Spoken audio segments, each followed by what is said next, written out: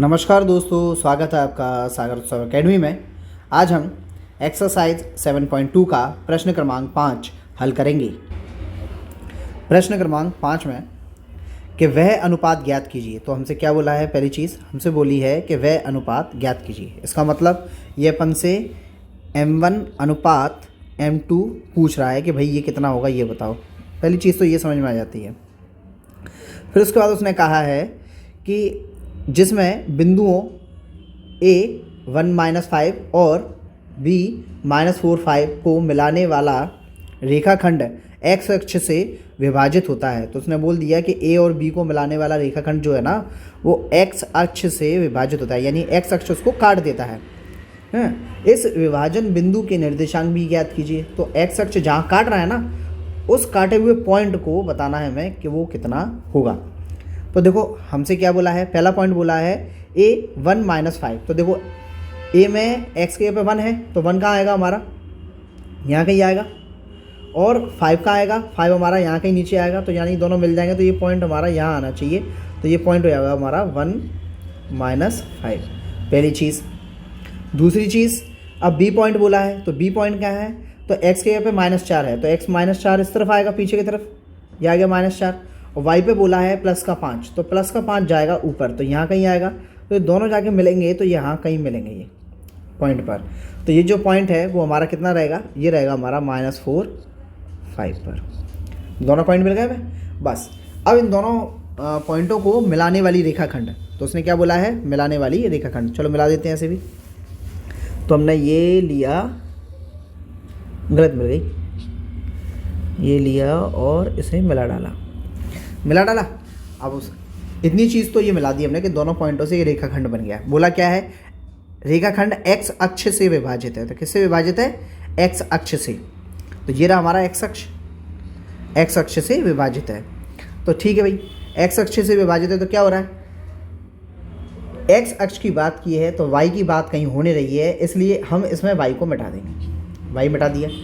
अब ये x अक्ष है, दोनों पॉइंट, पहले वाले पॉइंट का नाम कितना है? A, दूसरा वाले पॉइंट का नाम क्या है? B। दोनों को जो काट रही है वो यहाँ काट रही है। तो और इस पॉइंट के हमें निर्देशांक निकालने हैं, यानी कैपिटल X कैपिटल Y निकालने हैं। बस ये पूछा है क्वेश्चन में। क्वेश्चन के कहने का मतलब ये है। चलो ये तो हमें समझ में आ गया क्वेश्चन ने बोला क्या है। अब हम इसमें लिख भी लेते हैं कि करना क्या है। चलो स्टार्ट करते हैं। तो यहाँ हमने लिख लिया है, माना x अक्ष पर विभाजन बिंदु के निर्देशांक। अब x अक्ष पर भी विभाजन बिंदु के निर्देशांक होंगे, तो देखो x अक्ष की बात हो रही है, तो इसका मतलब सिर्फ x होगा, y तो मौजूद होगा ही नहीं, क्योंकि x की बात हो रही है। अगर y अक्ष की बात होती तो सिर्फ y होता, x नहीं होता, x 0 होता। फिर इतना लिख दिया हमने। अब इसके बाद दोनों पॉइंटों को भी लिख लेंगे। दोनों पॉइंट कौन कौन से हमारे? एक पॉइंट है हमारा A जो दिया है 1-5, दूसरा है हमारा B जो हमारा है -4, 0। ठीक है। अरे इसको लिखने से पहले अपन को अनुपात भी तो चाहिए, अनुपात के ऊपर भी लाइन लिखना पड़ेगी। हाँ, तो हमने लिख दिया है, माना x अक्ष पर विभाजन बिंदु के निर्देशांक x0 तथा अनुपात m1 m2 है, अनुपात m2 में है। और a पॉइंट भी लिख लिया है, b पॉइंट भी लिख लिया है। a पॉइंट का हमने x1 y1 लिखा है और b पॉइंट का x2 y2 हमने यहाँ लिख दिया है। दोनों पॉइंटों के मान लिख लिए। m1 m2 निकालना है। चलो विभाजन सूत्र भी लिख लेते हैं।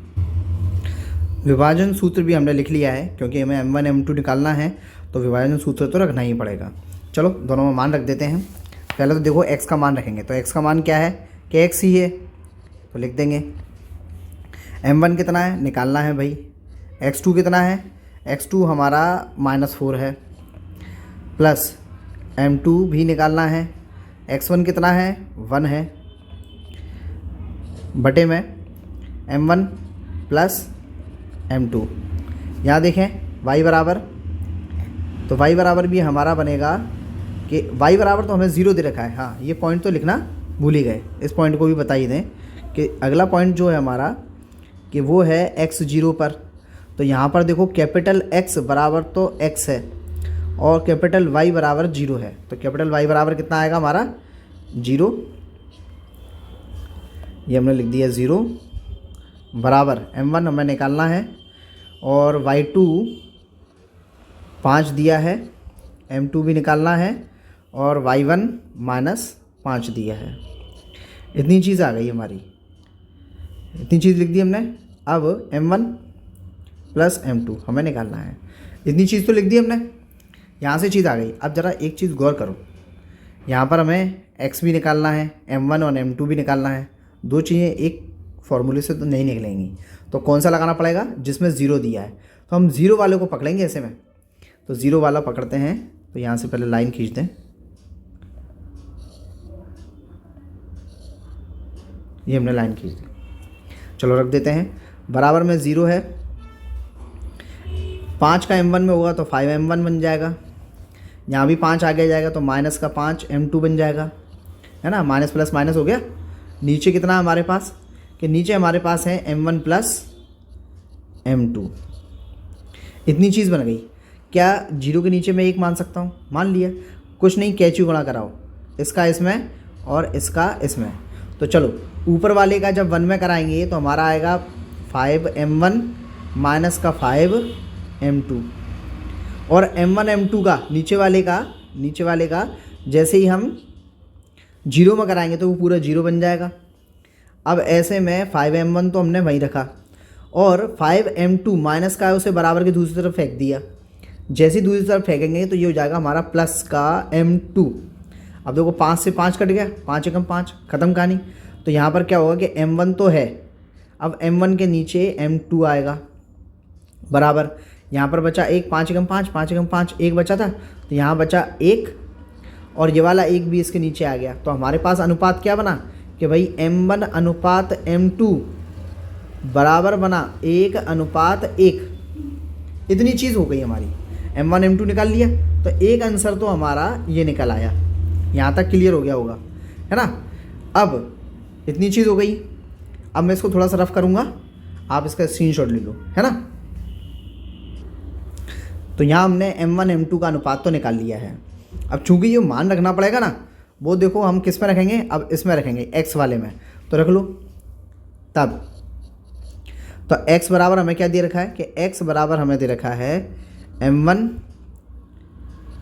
-4 + m2 × 1। नीचे कितना है? m1 + m2। अब देखो x बराबर तो x रहने दो, क्योंकि ये तो निकालना है हमें। m1 देखो कितना है? m1 भी हमारा 1 है, गुणा में -4 है, प्लस m2 भी हमारा 1 है और गुणा में इसके 1 लिखा हुआ है। नीचे हमारा क्या बनेगा? m1 भी 1 है प्लस m2 भी 1 है। तो ऊपर कर लें गुणा, तो क्या बनेगा हमारे पास? x बराबर 4 एकम 4 माइनस का 4 बना, प्लस 1 एकम 1 बन गया। इसके नीचे क्या बनेगा हमारा कि 1 और 1 बन जाएगा 2। तो ये x बराबर क्या बनेगा कि 4 में से 1 गए तो -3 बचा और नीचे बचा 2। x बराबर बन गया हमारा। तो ये हमारा निकल आया x बराबर। अब निर्देशांक क्या होंगे? उसने पूछा था ना कि निर्देशांक बताओ उस बिंदु के। तो उस बिंदु के निर्देशांक हमने क्या माने थे कि भाई वो हमने माने थे ये x0। तो भाई हम लिख देंगे x0 बराबर, x बराबर मान कितना आ गया हमारे पास? वो आ गया -3/2 और दूसरा था 0, है ना। थोड़ा सा बड़ा कर दो इसे, छोटा छोटा लग रहा है। तो ये हमारे पास आया x0। तो आंसर क्या हो गया? x बराबर आया हमारा -3/2 और दूसरा तो 0 था ही। तो ये हमारा आंसर निकला है। तो पहला आंसर हमारा ये था और दूसरा आंसर हमारा ये था। इसके साथ साथ प्रश्न क्रमांक 5 भी समाप्त होता है। यदि वीडियो आपको अच्छा लगा हो तो लाइक कीजिए, सब्सक्राइब कीजिए और अगर कोई डाउट है तो आप कमेंट बॉक्स में पूछ सकते हैं। धन्यवाद।